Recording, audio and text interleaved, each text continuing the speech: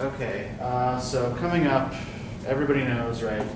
Paper 1 is going to be due at midnight. Midterm grades will be posted Monday morning. So I need to get, I need to get the paper graded over the weekend. So there'll be a quick turnaround on this. But nobody here is in any particular difficulty, right? You're all three of you are doing fine. So you don't have anything particular to worry about as long as you get it done, right? One thing that I would like to remind everybody about, though, like I said, I haven't gone over the drafts yet, but one thing I do want to remind everybody about is sort of what the purpose of the paper is overall, that you're not necessarily trying to argue for your own personal belief, that you are trying to argue for what you can prove with the sources you've been given, right? That's the basic goal here. Okay, so do you guys have any questions about it before we start into today's stuff? I will say I'm still, after so many days, having trouble with Hannah art. Okay. And incorporating the rest of the writers. Okay. Are there particular texts that you're having trouble incorporating? It's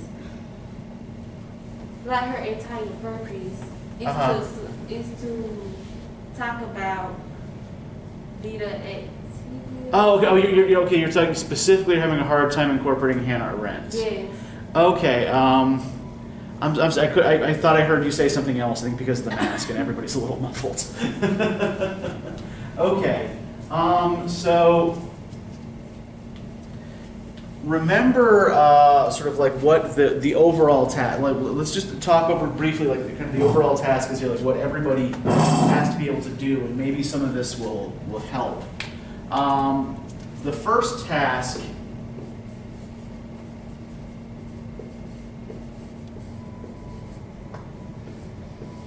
is to try to define human nature in some way, right? What does each thinker believe where we come into the world with? And remember that, like, a lot of Arendt's arguments is that people who become philosophers are able to do so because they're kind of able to free themselves from human needs because there are other people seeing to that for them, right? And she actually thinks that that's wrong. That's the wrong way to look at it. That we should actually be taking more account of activity in human life, right? And that the contemplative life is not necessarily superior to the active life. So I think that, where you might want to be, and I can't remember what your specific argument was because it's been a couple of days since I saw the original version of it. But yeah, remember that sort of her whole thing is about the active life not being inferior to the contemplative life, and that it's not just something that we use to serve the contemplative life, and that maybe even the distinction we make between the two doesn't need to be made. So I don't know if that helps directly with what you are trying to argue yet. I will look at your draft tonight, and I will see if there are more specific suggestions I can make. See, like what I did with mine was, like the Vita contemplative, they're like, okay, you have to let go of life in order to achieve it. So I kind of linked that in with the Buddha's mindset of like enlightenment. So like that's how you have to achieve enlightenment, by letting go of like the worldly concern. Yeah, that I think is one way you can link these two thinkers together. That's actually a good way to put these two together. Yeah. And the things. Remember too that you don't have to agree with all of these thinkers, right? The task might be a little bit easier if you find some place where they might all agree, but your paper will be stronger if you can use them to answer each other, right? So if you say something like, well, this is what Hannah Arendt says about the active life and the contemplative life, but we can compare. Like Sun Tzu might argue that blah blah blah, right? So try to put them head to head with each other, and see what happens there. Now, actually, Sun Tzu might also kind of agree with Hannah Arendt on certain points, because remember, what is his notion? This actually is a good way to segue into what we're talking about today, right? What is Sun Tzu's basic notion of human nature? Right. Human beings are evil, right? And Right. You can't force people All to be things good. being equal, people suck, right? And that you can't force We're people to be equal. good unless they like want to be good. Yes. People can't be forced to be good. Wasn't he also talking about needing a teacher? Yeah. Yep. We're getting there. Right. Goodness is a conscious choice.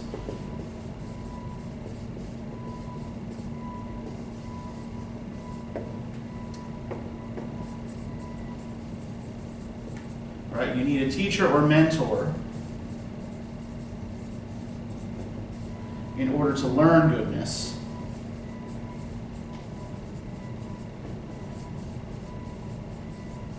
Because it's not natural to us. And how does Sun Tzu think we cultivate goodness then? What's the word he uses for the process that we use to cultivate goodness in ourselves? Conscious activity, yeah. So you might actually be able to relate that to that vita activa idea, right? That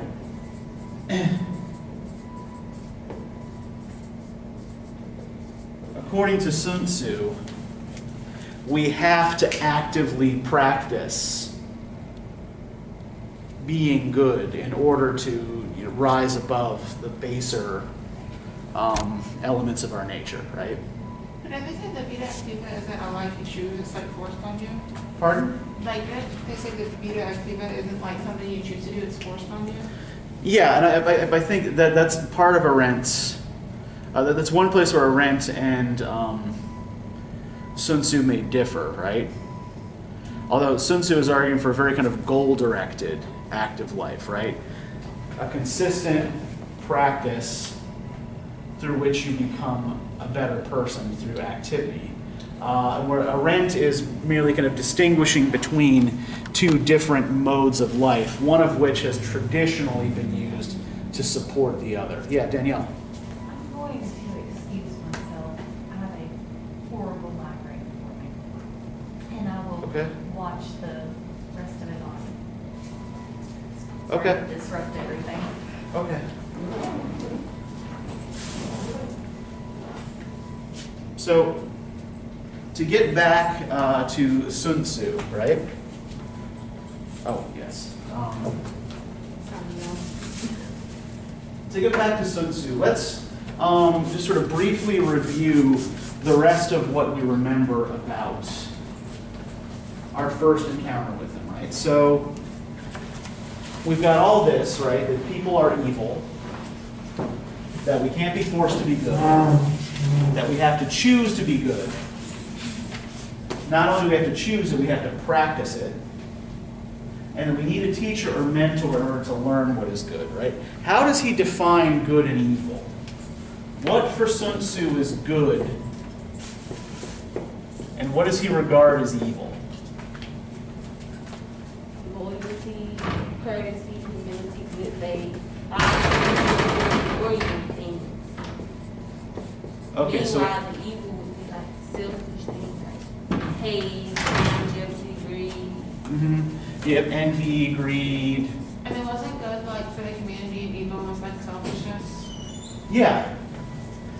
That which he regards as evil is that which is going to focus on the self and the desires of the self, right? So he's got that in common with the Buddha, right? That selfish desire is what leads to suffering and viciousness, right? So yeah, so evil is selfish or antisocial. Our natural tendencies are antisocial.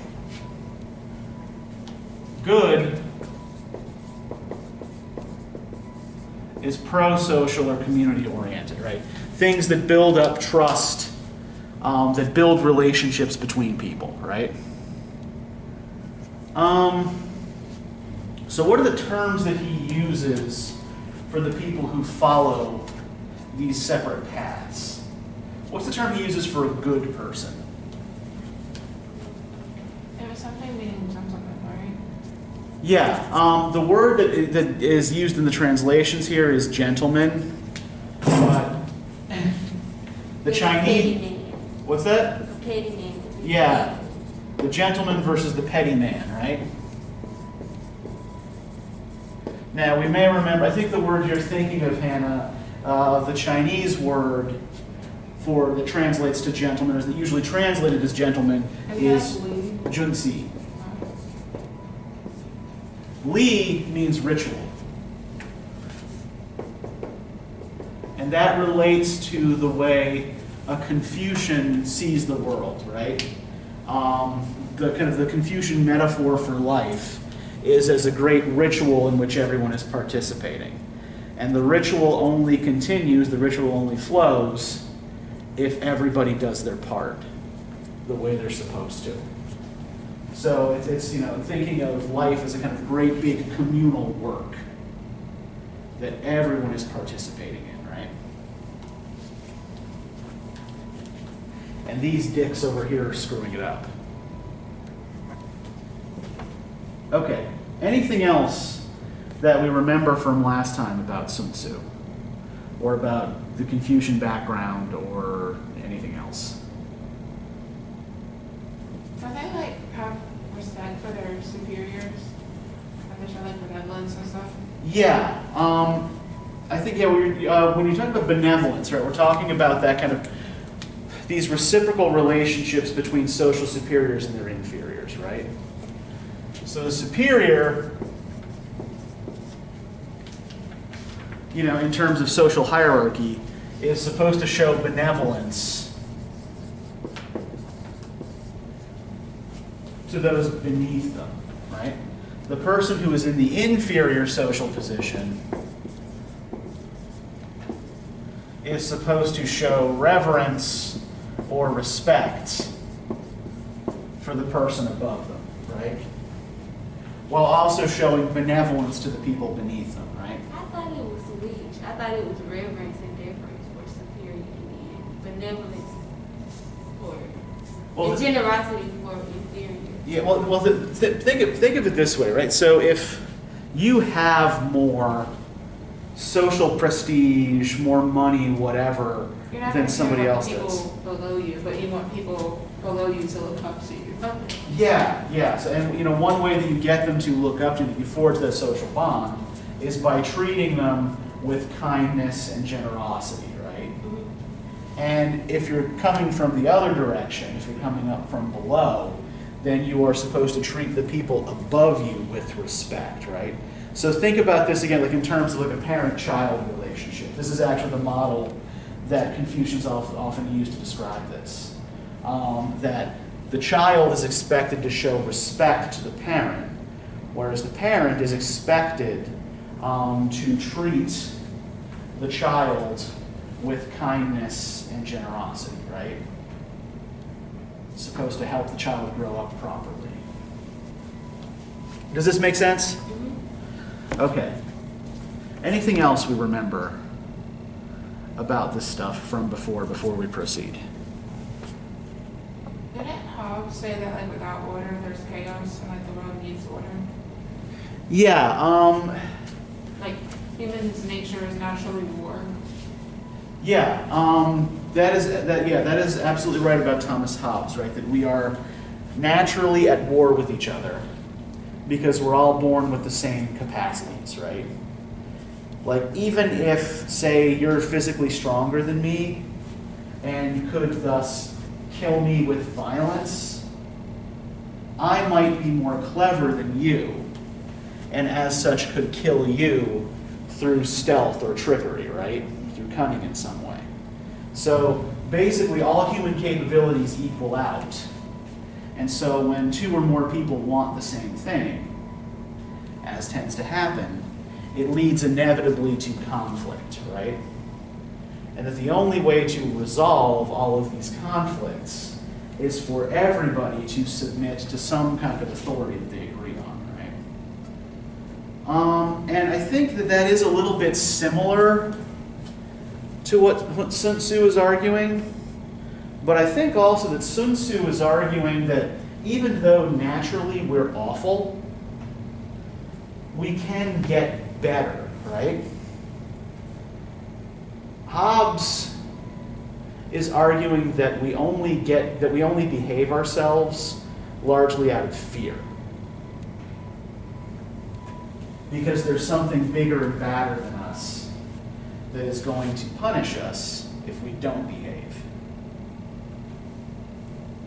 Sun Tzu is arguing that instead of authority figures who punish us, what we need are teachers and mentors who show us the way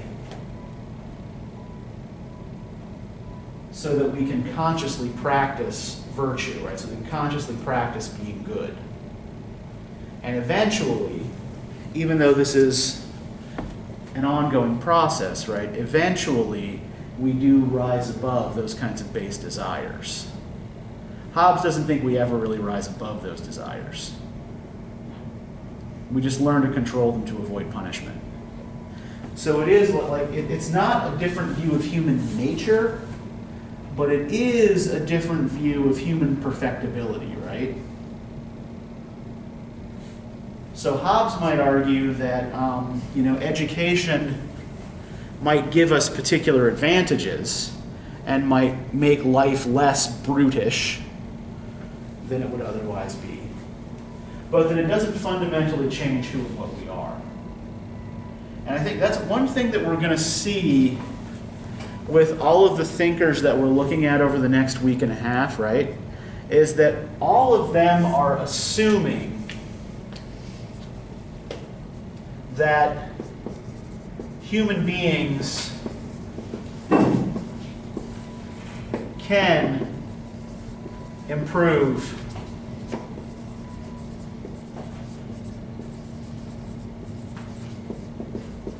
through education. I don't know, did either of you watch The Good Place when it was on?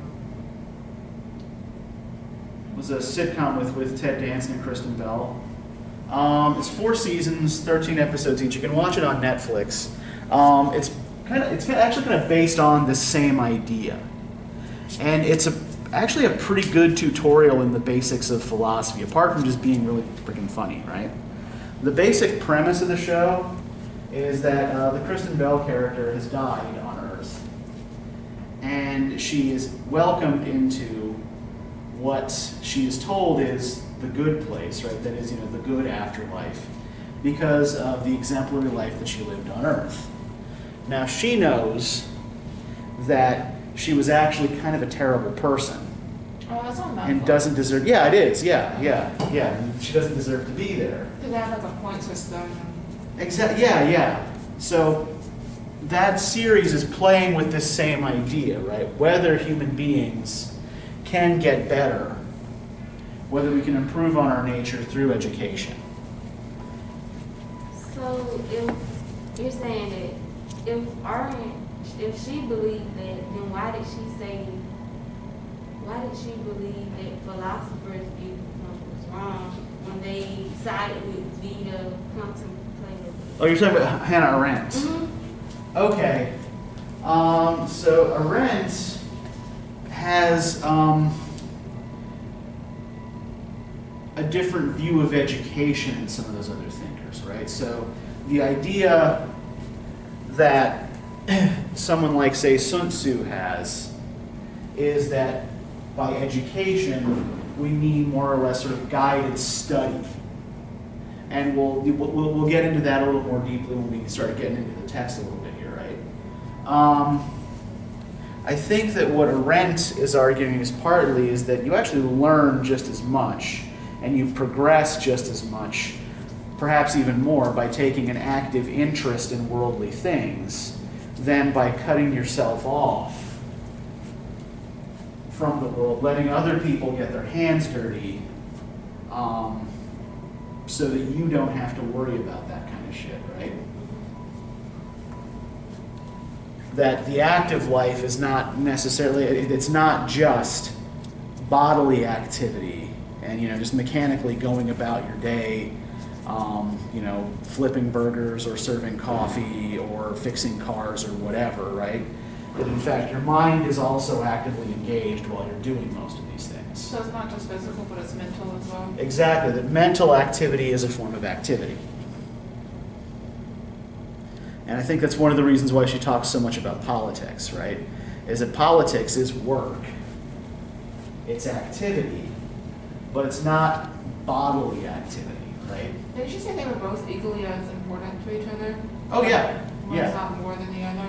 Yeah, and that they're more closely related than people tend to think, right?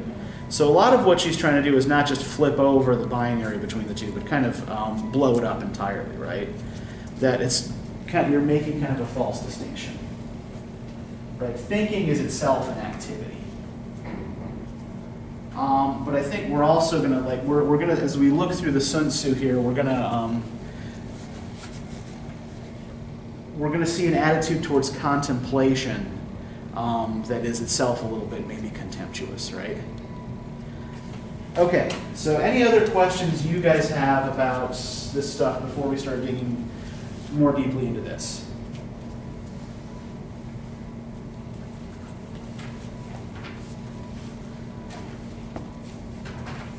Okay, so let's turn to page 4 then, or the first page of the essay. And I just want you guys to think about for a minute this first sentence. The gentleman says, learning should never cease. So what does this first sentence suggest about the way Sun Tzu thinks about education as a project? What page you said? Page 4. It's lifelong. It's a lifelong process. Yeah, there is no end point, right?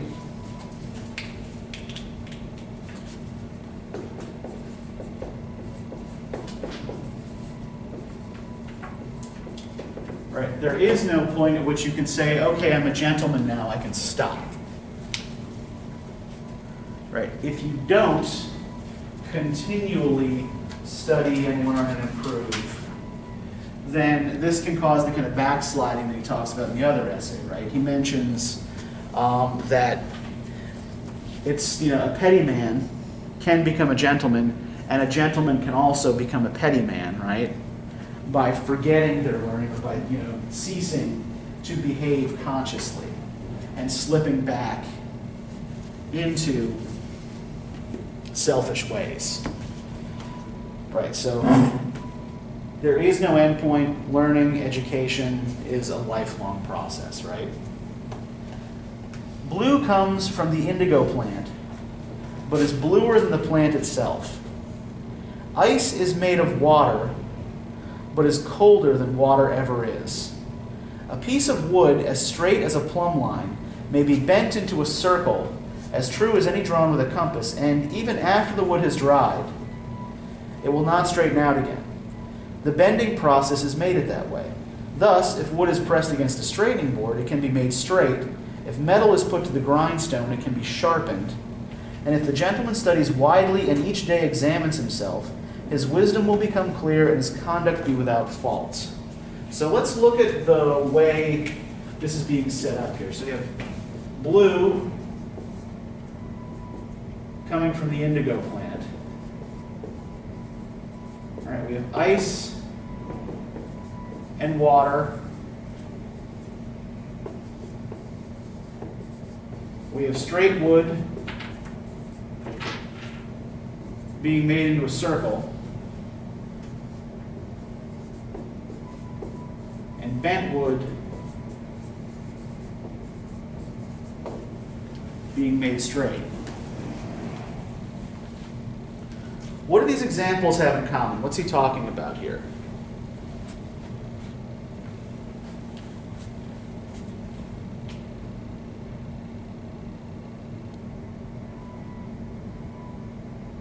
Actually, I think we need to flip these around.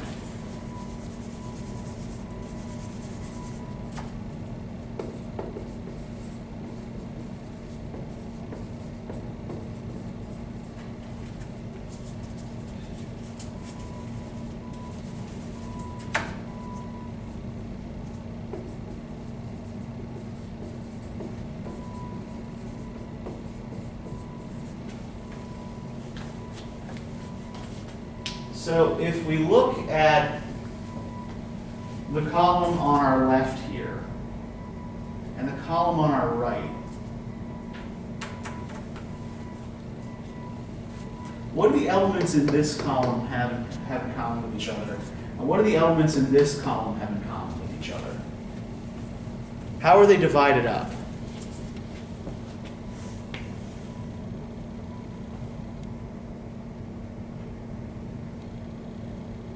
Actually, maybe if he's talking about blue dye.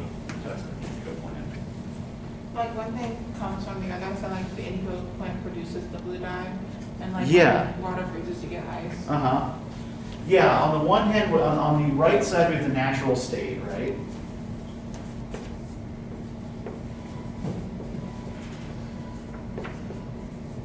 And on the left, we have the product that comes from the natural object, right? But some process has to be applied to it to make that thing, right? We have to extract blue dye from indigo.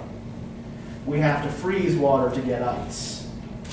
We have to bend that straight piece of wood to get a circle, or straighten that bent piece of wood to get a straight board, right? So, which side of this binary is Sun Tzu arguing is better?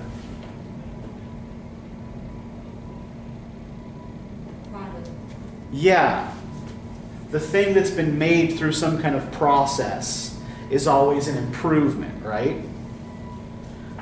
Blue comes from the indigo plant, but is bluer than the plant itself. Yeah, the product is better than its source material.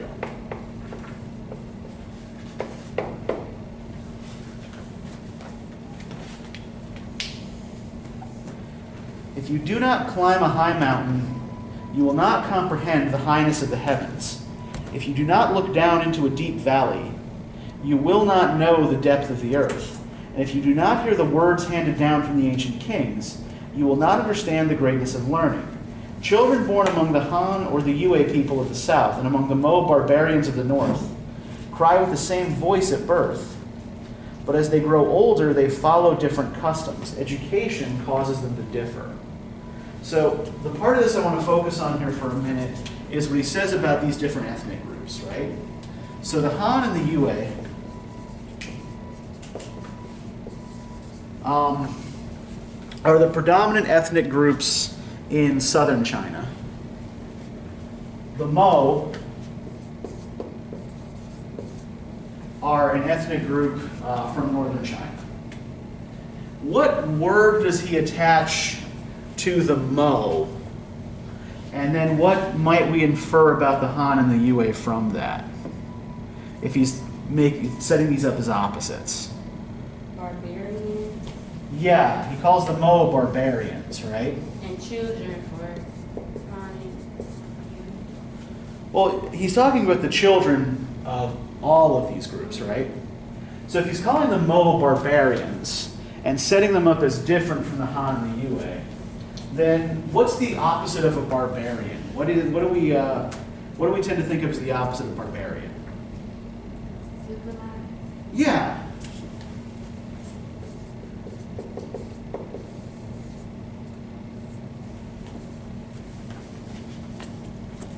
Now, barbarian is a term that we tend not to use much anymore, in part because we now understand that concepts like civilization are relative. But let's think for a minute about the kinds of concepts we associate with each of these words, with civilized and with barbaric, right? So what sorts of things do we regard as civilized? If we're thinking about a civilization, what features does something need to have to qualify as civilization?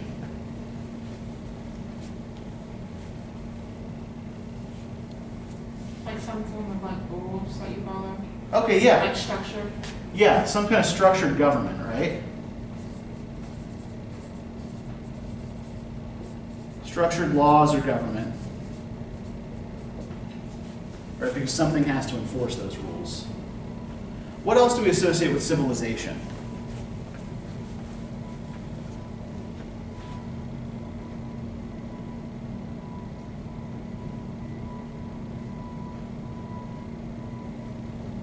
Do we tend to think of civilization as urban or rural? Yeah, in fact, the word comes from the Latin civitas, which means city, right? So we tend to think of civilization as an urban phenomenon, right? People building cities. What else do we tend to think of as civilized? What does a civilized culture have that a culture we think of as barbaric or uncivilized is not?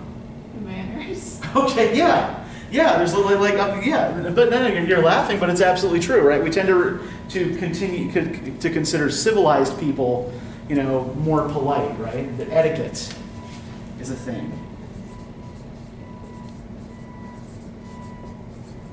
Right? Don't blow your nose or fart at the table, right?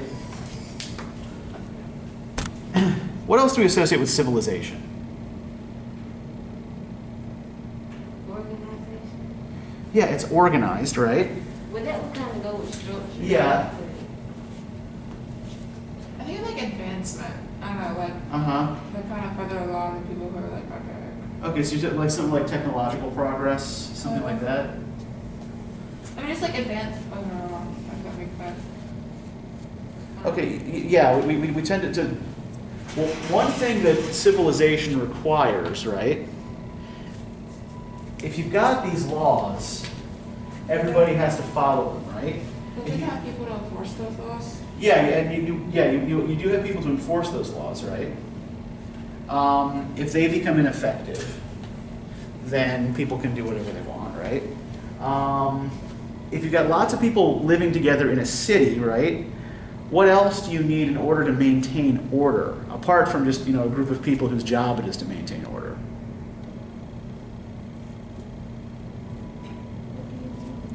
People have to be willing to cooperate, right? For civilization to work, people have to cooperate.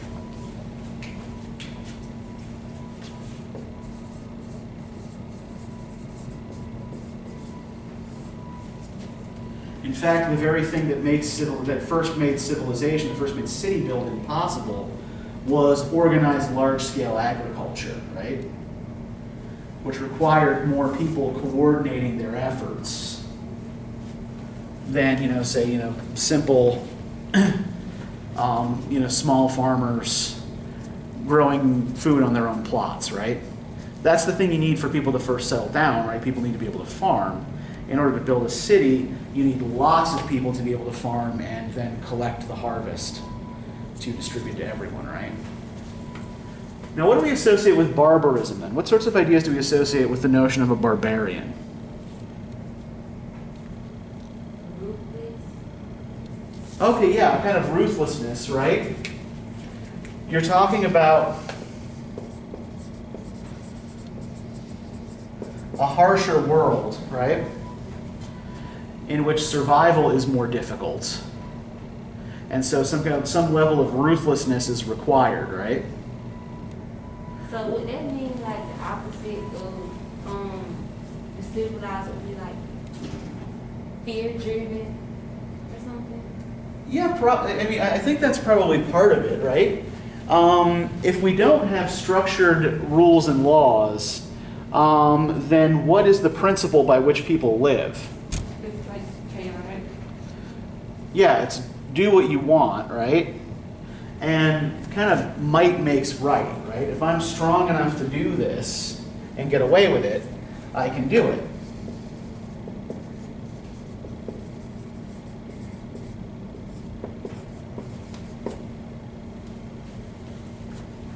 Things like etiquette, things like arts and education aren't really a part of what we conceive as a barbaric culture, right? It's survival focused.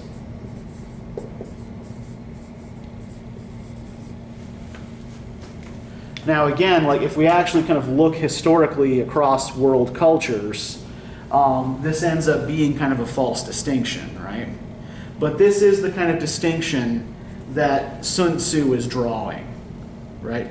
He's saying the civilized Han and Yue people of the south are like this, the barbaric Mo people of the north are like this. But perhaps what's more important to his point is what he thinks made each group like this? Are they naturally different from each other? We have qualities of both. Like, yeah, we might grow up civilized, but we still have, like, barbaric pieces of ourselves. I think that, well, I think that it could certainly be argued that the focus on individualism and individual rights in Western cultures comes from a more kind of barbaric viewpoint than at least what Sun Tzu would consider civilized, right? But the question I'm trying to get at here, right, the thing that I want you guys to think about right now is what makes the Han and the Yue different from the Mo? Their environment, so nurture. Yeah, environment and education, right? That's the only key difference, according to Sun Tzu, between these two groups, right? That's the only way they develop, that's the only reason they develop differently.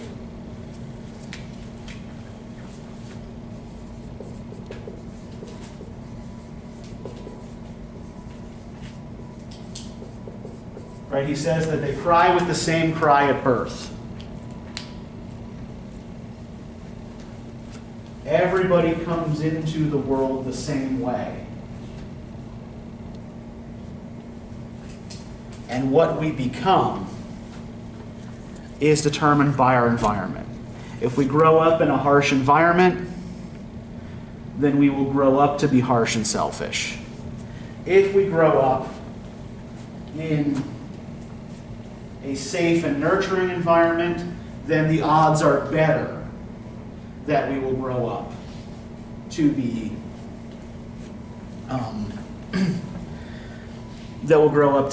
junsi, right, or gentlemen, right? So before we continue, I just want to sort of quickly take stock here. What do you guys think of this idea? Okay, explain. Like, what do you like about the idea? I like it because it's kind of true. Okay, I wouldn't necessarily describe. Okay, let's just say this, right? Okay. I'm a black person. Yes. So we have black people that grow up in the hood rather than people that grow up that's not in the hood. Mm-hmm. I wouldn't describe them as being barbaric, but I would say that they are more survival focused rather than the people that don't grow up in the hood. They're not survival focused because they don't have anything to fear. They don't have fear of anything. They don't have to worry about, oh, my next meal. They don't have to worry about, oh, how are the bills gonna get paid. It's kind of like that. So I kind of do agree with that. We can definitely see an analog here to contemporary situations, right? That a lot of there's been a lot of research done on social mobility in the United States, right? And one thing that researchers have found is that one, social mobility is a lot less than people tend to think it is. It's relatively rare, actually, for people to move up into another income bracket or another social class without a great deal of help and a great deal of effort. And also that people's future prospects are often pretty easily predicted by the zip code they grew up in. So that what that suggests is that Sun Tzu is actually kind of onto something when he's talking about environment, right? That it's certainly not impossible for somebody who grows up in a difficult environment to get out of that environment, right? But it becomes a lot harder. But I also think it can go the other way around.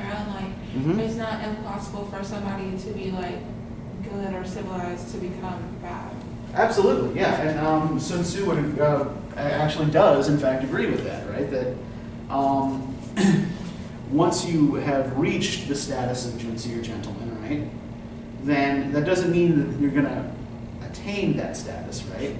And that's where this idea of continuous lifelong effort comes in, right? That you have to spend your life fighting against your nature, right? And remember too, that again, what does Sun Tzu think about human nature? Man's nature. Yes. he will suck. And if there is nothing in your nurture to try to get you out of that selfish, survival-focused mindset, right, then that's where you're going to end up, according to Sun Tzu's logic, right? Okay. So let's keep going here. So we're talking here a lot about the basic underlying theory, right? Let's look at how he thinks the process works, right? If we look bottom of page 4, I once tried spending the whole day in thought, but I found it of less value than a moment of study. I once tried standing on tiptoe and gazing into the distance, but I found I could see much further by climbing to a high place. If you climb to a high place and wave to someone, it is not as though your arm were any longer than usual, and yet people can see you from much further away. If you shout down the wind, it is not as though your voice were any stronger than usual, and yet people can hear you much more clearly. Those who make use of carriages or horses may not walk any faster, may not be any faster walkers than anyone else, and yet they're able to travel 1,000 li. Now, li is also a unit of measurement. It's not just a word for ritual. There are a lot of words in Chinese that pull double duty, and the way you can tell is through context or inflection. I had a friend in high school, she was Taiwanese, and she tried to teach me a couple of Chinese words. And she was trying to teach me this, I think she was trying to teach me to say hello or something, it was something benign like that. And she kept laughing every time I said it. And I was like, what's so funny? I'm trying here. She's like, I know, I'm sorry. It's just like, you keep saying testicles. It was because I was putting the stress on the wrong part of the word. That's how it is like in Spanish, like if you have two words but you forget one accent, like it can be totally Oh, sure. different. Yeah, inflection matters, yeah. Those who make use of boats may not know how to swim, and yet they manage to get across rivers. The gentleman is by birth no different from any other man. It is just that he is good at making use of things. So, let's go back to the beginning of this paragraph here, right? I once tried to spend the whole day in thought, but I found it of less value than a moment of study. So what's the distinction here he's drawing between thought and study? How are thought and study different from each other? Study is an action. Well, they're both actions. Yeah, they're both actions, right? Yeah, I think, arguably these are both actions. How is study different from thought? Thought is just like not putting it into action, but like studying is actually like doing, like putting your thought into action.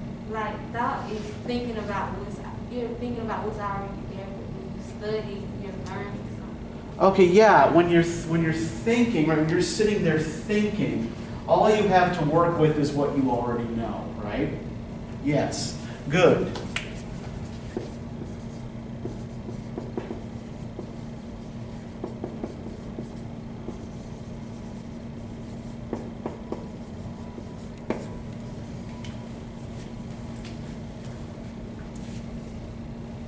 Whereas if you study, you are adding to that store of knowledge, right? You're adding to and reinforcing your knowledge.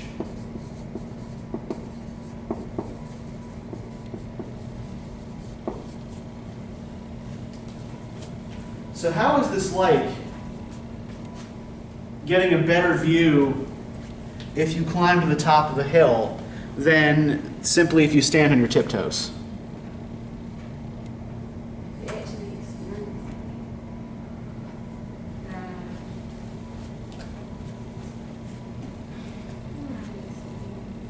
Well, if you're standing on your tiptoes, how is that like thought, or at least the way Sun Tzu seems to be defining thought?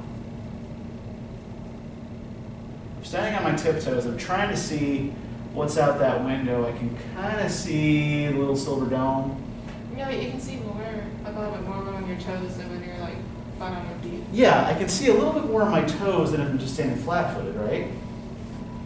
But if I'm just standing up on my toes, am I using anything that I don't already possess to help myself? Whereas if I go and I stand up on a hill, right, then I've got some kind of aid, right, to guide me.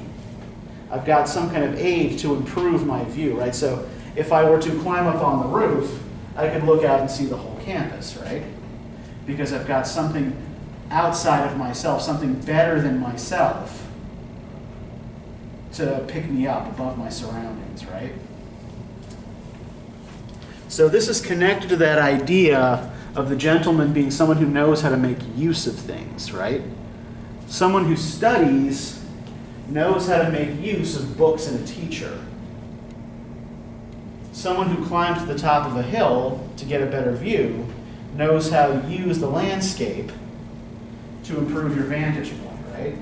Somebody who directs a boat down a river is going to get where they're going faster than somebody who is just trying to swim it, right?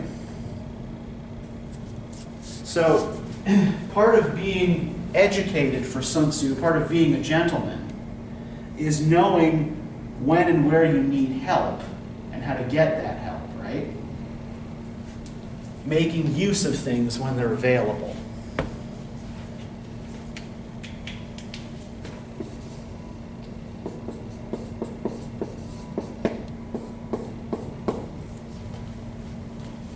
Like being knowledgeable is like knowing when you need help, basically.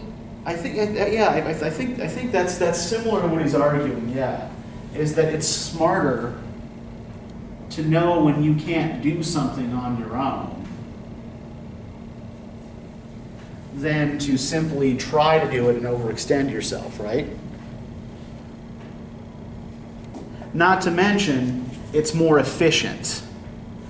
This is another principle of Confucianism that we didn't talk about last time. It's probably a good idea to mention. One of the key tenets of the philosophy is the idea of efficient action. There's a story in the Analects of Confucius. The Analects of Confucius is just a little collection of short parables in which Confucius is the main character. Confucius is told a story about a duke who always thought 3 times before he performed any action.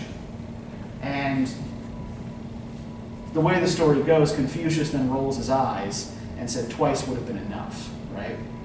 The idea being that the duke is being inefficient by overthinking before he does something, right? So when you make use of some sort of aid to get something done, you're behaving more efficiently. You're acting more efficiently than if you just tried to do it on your own, right? So basically they're efficiently using their resources around them. Yeah, exactly.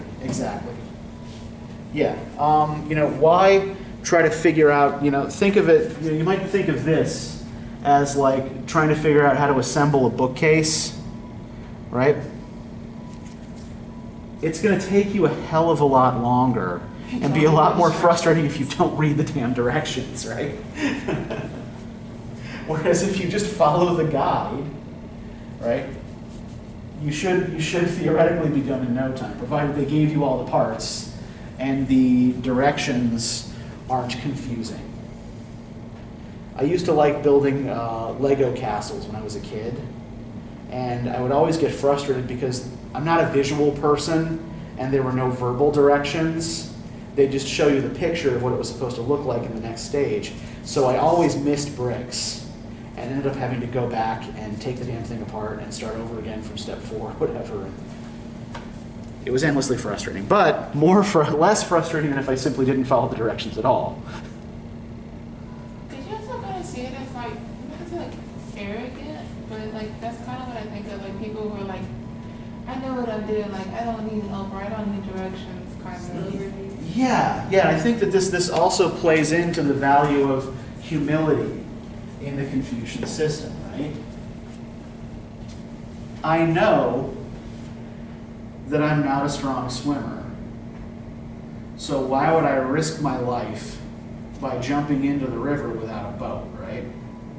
I know that I'm not real clear on how to do this particular thing, so why should I sit there pondering it when I could just look it up and get it done in a few minutes, right? So yeah, humility is part of this equation as well. Humility and efficient action kind of go hand in hand here. All right, yeah, you guys are doing great with this. In the south, page 5, there is a bird called the mangdove. It makes a nest out of feathers woven together with hair and suspends it from the tips of the reeds. But when the wind comes, the reeds break, the eggs are smashed, and the baby bird's killed. It is not that the nest itself is faulty. The fault is in the thing it is attached to. In the west, there is a tree called the yakan. Its trunk is no more than 4 inches tall, and it grows on top of the high mountains, from whence it looks down into valleys 100 fathoms deep. It is not a long trunk which affords the tree such a view, but simply the place where it stands. If pigweed grows up in the midst of hemp, it will stand up straight without propping. If white sand is mixed with mud, it too will turn black. The root of a certain orchid is the source of the perfume called chi, but if the root were to be soaked in urine, then no gentleman would go near it, and no commoner would consent to wear it. It is not that the root itself is of an unpleasant quality, it is the fault of the thing it has been soaked in. Therefore, a gentleman will take care in selecting the community he intends to live in, and will choose men of breeding for his companions. In this way, he wards off evil and meanness, and draws close to fairness and right. So, with all this talk of birds' nests and piss orchids, like, what's the gist of this paragraph? What's the argument Sun Tzu is trying to make about how a gentleman maintains that status? Can we through conscious activity, he has to consciously think about it? What this time does he have to consciously think about? What's the problem with the nest he describes here? Why does the nest fail? Pardon? Yeah, the wind comes along, right? But does the nest turn over because there's anything wrong with the nest? It's because what they attach it to is weak, right? The place where they built it, the place where the mangdove builds its nest is faulty and weak, right? So it's built on weak foundations. The short little trees that he talks about with their 4-inch trunks tower above the landscape, not because they are themselves large trees, right? He makes it pretty clear they're not, but because of where they grow, right? They grow on the tops of mountains. This orchid that is normally fragrant and pleasant becomes a lot less so if it is soaked in urine, right?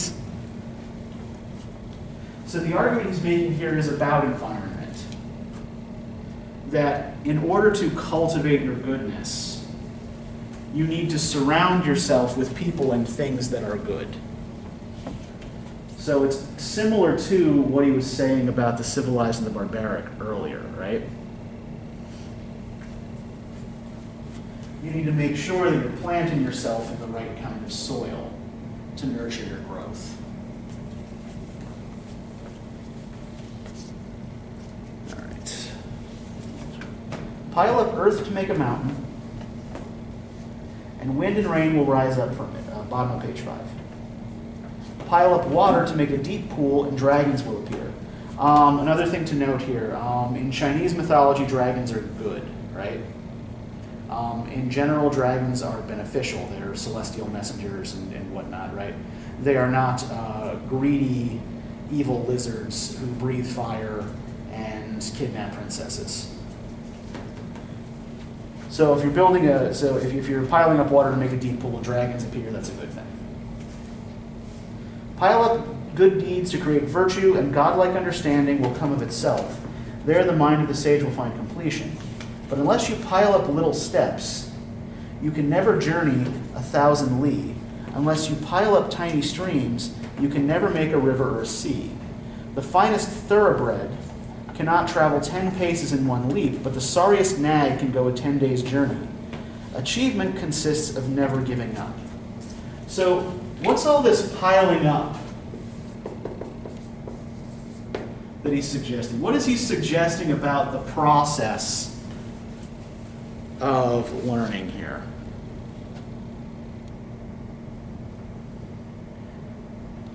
Why do you have to pile up little steps to make a journey of 1,000 li? What's he suggesting about the process here? Like, it's a long one, you can't just do it like overnight. Yeah, it's slow, right? It's a slow process, and you won't reach the end of it if you give up, right? You won't finish that journey if you give up halfway through, if you don't pile up those 1,000 steps. Persistence is key to success. And this sounds exactly like probably what you get fed at like freshman orientation and stuff like that, right? So, this is something that is said often enough probably to be a cliche at this point. But what do we make of this idea of persistence, slow, steady persistence, being the means to a goal? How true does this ring to you?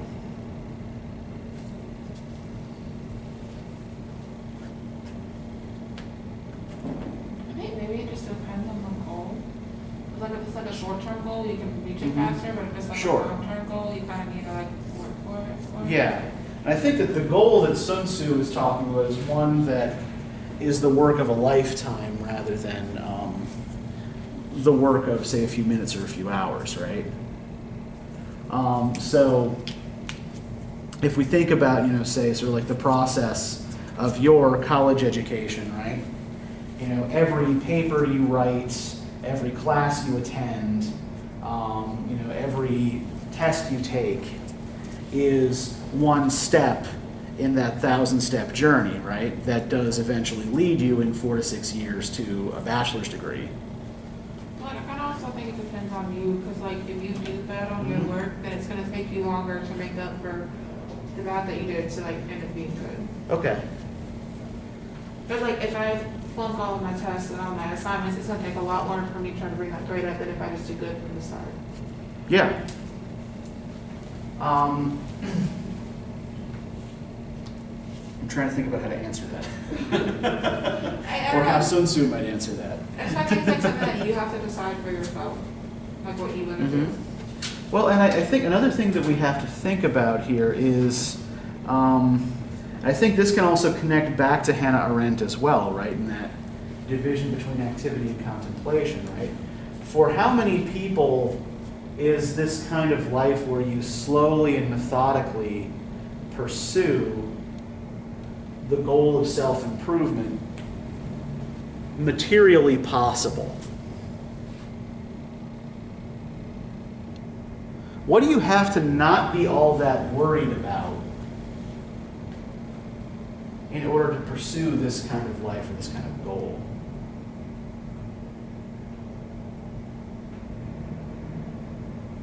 I think it might help, again, if we think back to this distinction between the Mo and the Han and the Yue.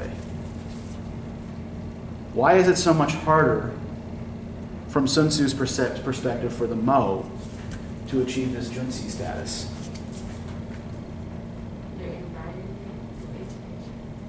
Yeah, they're focused on, they're too focused on survival, right? I like focus on like the now and not the future. Like they're, I guess, impatient for that word for it. Yeah, well, but it's hard to focus on the future when the now is difficult, right?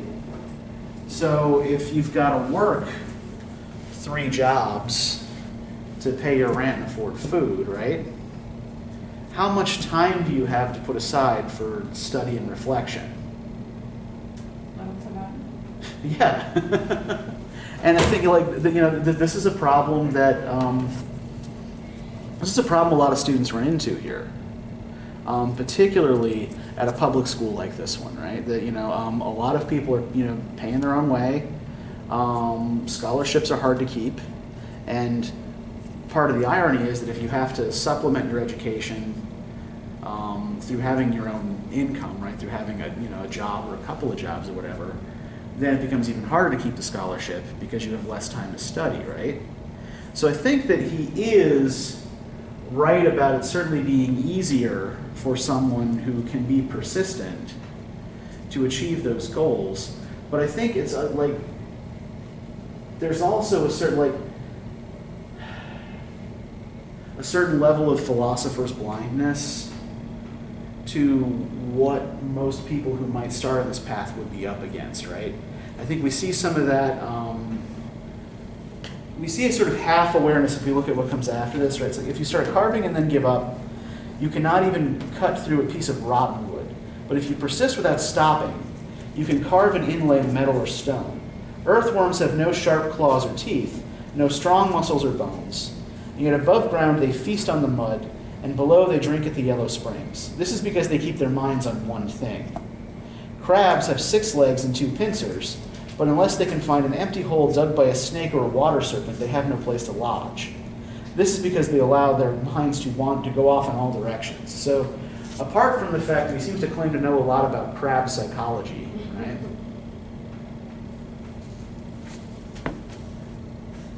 Do we think that most people are more like crabs or more like earthworms? Yeah, most people of necessity are more like crabs because we have too much shit to worry about, right? And I think that Sun Tzu was to some level assuming a society like this one where people more or less take care of each other and where no one is allowed to really go hungry, where no one is allowed to fall behind, rather than a society like this one, where everyone is kind of out for themselves and forced to make their own way. And I think this is relevant to us because I think, as you were saying earlier, Hannah, we have a structured government with laws, but they're laws that are often inconsistently applied. We have a society that relies on cooperation to a particular extent to make things work, but we have to square that with a sometimes almost borderline excessive respect for individual rights, although that's often selective too, right? So most societies are much more complex in their structure, is the point I'm trying to make, than the one that Sun Tzu, I think, seems to be imagining. Right? What he wants, what the Confucian goal is this harmonious society where everything flows like in a ritual, where everyone does their part. But the realities of human life make that really difficult to achieve, right? So here's what I would like you guys to think about for next time. So keep all of this in mind as you read Seneca and his argument about liberal and vocational studies, right? So first thing to note when you're reading this, remember that when he uses the word liberal, he doesn't actually mean anything political by it. That liberal comes from the Latin word liber, which means free, and so refers to those studies that were considered appropriate for a free man, that is, for a Roman citizen who was not a slave. And that this actually also relates back to Hannah Arendt's distinction between the vita contemplativa and the vita activa, right? So this is actually kind of more I'm just kind of seeing today like how kind of central that idea is to how so much of what we're talking about. But yeah, figure out how he defines liberal studies, right? What sorts of studies does Seneca think are appropriate for a free person and why? and how he opposes that to the idea of vocational studies, right? What's the difference and why does it matter? All right, any questions about anything? All right, good job today, guys. Really, really good, and you guys are asking really good and thoughtful questions.